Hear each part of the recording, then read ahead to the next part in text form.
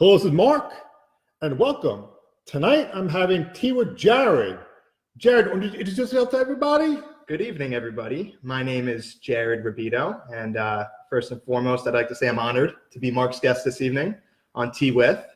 A little bit about my background is I grew up in South Florida. I was born in South Florida. I grew up in the Coral Springs area and went to school in Coral Springs. Went to college up in Central Florida at the University of Central Florida in Orlando. And I've been working in the staffing industry for the past several years, where I've been working very closely with Mark for the past several months over at Stephen Douglas. That's where I came to know Mark. And it's also a pleasure working with you myself. Thank you very much. So, Jared, before we went live, we're talking about mental clarity. Yes. And so you want to tell us about mental clarity and how it applies to your life so far? Sure. Mental clarity is very important. It's always good to think with a clear mind and an open mind. I feel like it allows you to make good decisions. One of my hobbies and passions is golf. Love to play golf. I'm an avid golfer. And I feel like it really relates to the game of golf. You have to have mental clarity out there on the golf course as well as life. So mental clarity is of utmost importance. I just want to say, if you are watching the show live, type in hashtag live, or if you're in a replay, type in hashtag replay. I'd love to hear from you. We're enjoying a good cup of cinnamon tea with turmeric. It's a very tasty tea, I must say. Tasty tea. And, with golf, you must have a lot of focus, right? We're playing golf. You must have focus. So tell us about how focus affects your game of playing golf. Focus is very important. In the game of golf, they like to say it's a thinking man's game, so you have to have mental clarity and you have to be focused. It's really important that you stay in the moment, shot to shot, stay in the moment, trust your swing, hit your shot, just really understand what you're doing out there. And I feel like this applies to the game of life as well. It definitely does. Yes.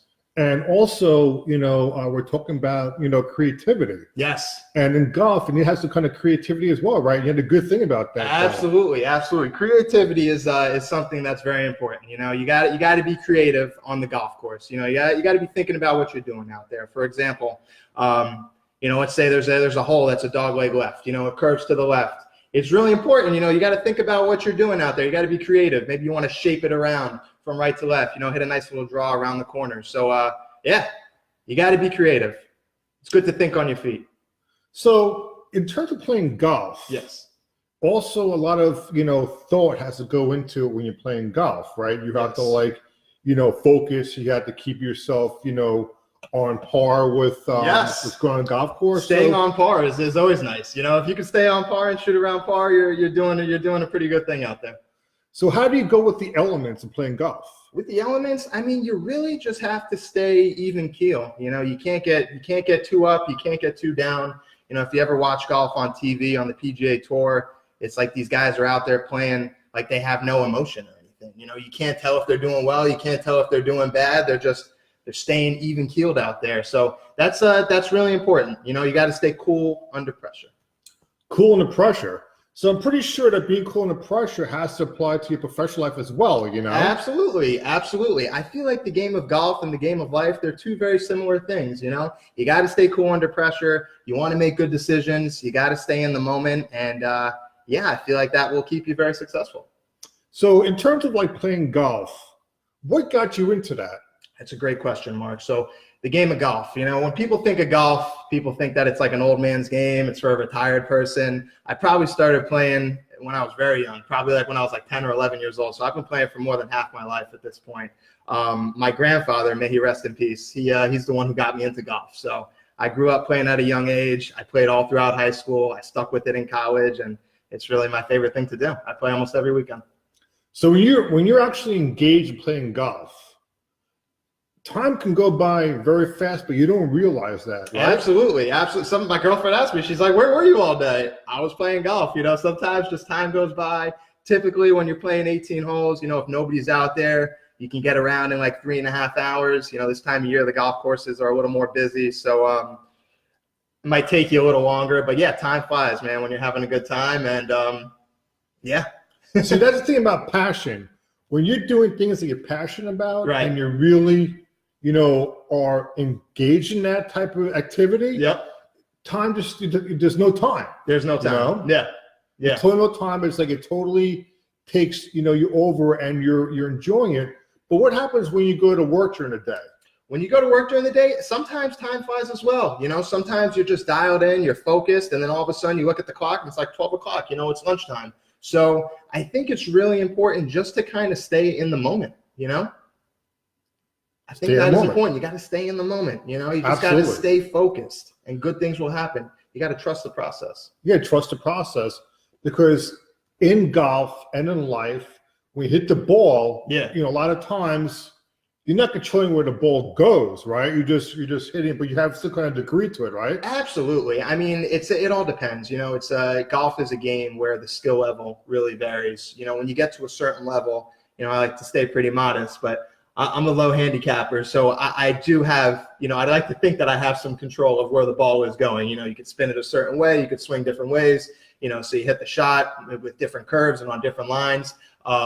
But yes, it is, you have to trust your swing. You have to be confident and then stay on track. You have to hit the ball. You got to hit the ball. You got to hit the ball. You got to go from point A to point B. So the whole thing also is that you have a great technique. Yep. You could have a great, swing. Yep. You have the great fundamentals, but if you're not hitting the ball, what happens? If you're not hitting the ball, then you're not going places. Hitting the ball is key. It's it all starts with the fundamentals. You have to have a good setup. You have to have a good grip. You have to keep your swing on the proper plane.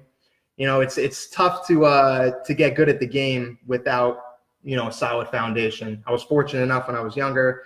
I had golf lessons, so that really helped a long way. And it takes a lot of practice. Just like with anything in life. If you want to be good at it, you got to put in the time. You got to put in the effort, and put in the reps, and good things will happen. And golf's like just a competitive sport, right? It's like more like one-on-one, right? So a lot of times it's one-on-one. It's interesting you say that. So golf, it is a very competitive sport, but it's almost like it's yourself against the golf course, So because you're just shooting numbers out there, there's 18 holes, and if you make a par, you make a par. If you make a bogey, you make a bogey. You make a birdie, you make a birdie. But that's just you against the golf course. Now, if you are playing a match, you might line those numbers up against somebody else. But at the end of the day, you can't control what they're doing. It's not like basketball or football where you're playing defense and you can actually prevent somebody from, scoring or doing well.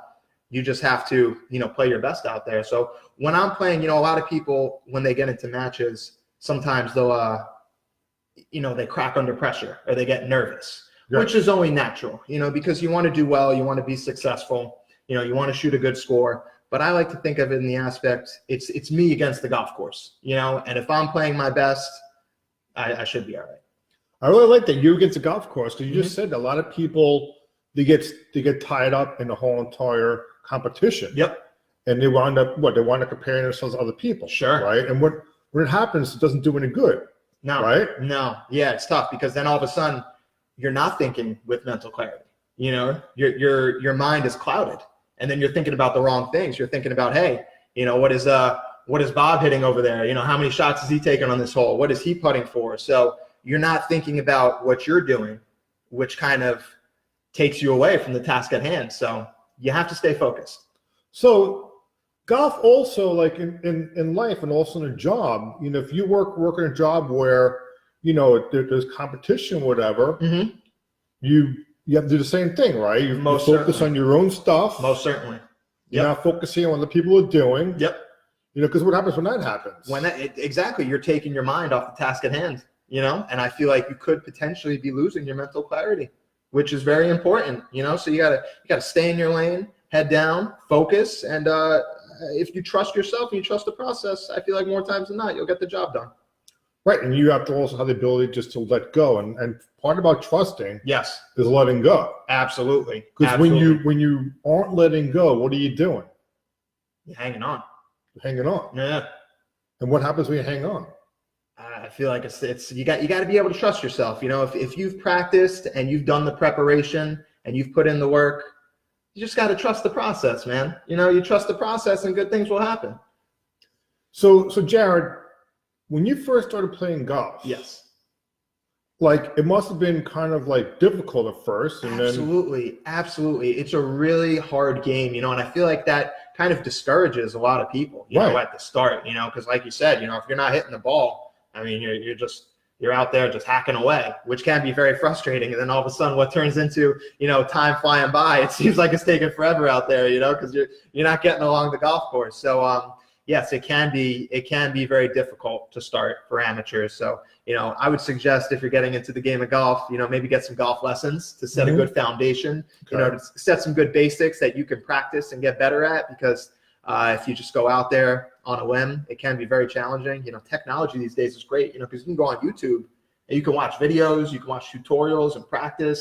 You can watch the Golf Channel. So there's a lot of good resources out there, if you can't necessarily see a pro and take lessons. It's pretty amazing. You could just, like you said that, YouTube, you said about taking golf lessons, Yes. practice. Does it sound familiar? About life, right? Yes, If absolutely. if you want to excel in like a career or a job, Yep. when you first start a new job now, is a job easy? Absolutely not. And what do you do? Absolutely not. You put in the time, you put in the effort, Right. practice, and Right. practice. They say practice makes perfect, So that is very important, Mark. I would certainly agree with you. Another correlation between golf and life, since we're kind of tying the two together here, there's a lot of ups and downs on the golf course, Right. just like in life. Yeah. So, you have ups and downs. The first hole, you might come out and make a birdie, which is fantastic. All of a sudden, you're under par. Then the next hole, you might hit your drive in the water. Now you make a double or triple bogey. And you're like, oh, man, what am I going to do? Yeah. Right. Ups and downs, ebbs and flows. You just have to, stay the course. You gotta stay the course. You got to stay the course, man. Just like in life, sometimes in life, you're going to get some bad bounces. You might do everything right, and it doesn't work out for you. And you can't get too discouraged. Right. So what happens when you get discouraged? In golf, I try not to let it snowball out there on the golf course. It's interesting. I was actually talking to my friend Steve Cowlisher about this earlier in the week, on the golf course. If you hit a bad shot, how do you deal with it? Me personally, I might get frustrated in my head for 10 or 15 seconds and then let go. Let go. You can't hang on to it like you said. You got to let go, just move on to the next thing. And I'd like to think I take a similar approach in life, Absolutely. If you get some bad bounces, take a couple minutes, you think about it. What could I have done differently? How could this not happen again? And then you just get better for the next go around. Yeah. Does sitting in the problem make it any better? Absolutely not. Absolutely not. You can't sulk, You can't sulk, right? Something bad happens. Just what do? Just move right You on. got to move on. Life will go on, Life goes on, and a lot of people, when things don't go their way, they wind up getting upset. They wind up getting depressed. They wind up complaining, and it doesn't do any good. No. Wait, when you're complaining, who are you complaining to? People who listen, I guess, So, yeah, complaining isn't good. You want to find the solutions in life. You don't want to complain and just, add insult to injury and make problems worse. It's good to it is good to kind of sit there for a moment and see, what went wrong here. How could I change this so it doesn't happen again? Yep. I think that is important. You Yep. have to kind of self-reflect there, Yeah. but you have to move on from it and get better. Right. Yeah. So, what advice would you give somebody that, is kind of like figuring out their passion and what they want to do? And, maybe it's golf, maybe it's like something else, but, what's your advice to somebody, about giving it a shot? I think, it's important to find your hobbies and passions in life. You don't want to, obviously we all work hard, and working hard is great, but at the same time, hobbies and passions are important. You have to do stuff that makes you happy. And that would be my advice to people at the end of the day. Do what makes you happy. Do what brings you joy in life. And happiness is key. That's very good advice. I have to tell you that much, Sharon, because a lot of people don't have hobbies, Mm-hmm. Yes. And what do they fill the time with? Stress. Stress. They drink, they abuse drugs and alcohol. Sure.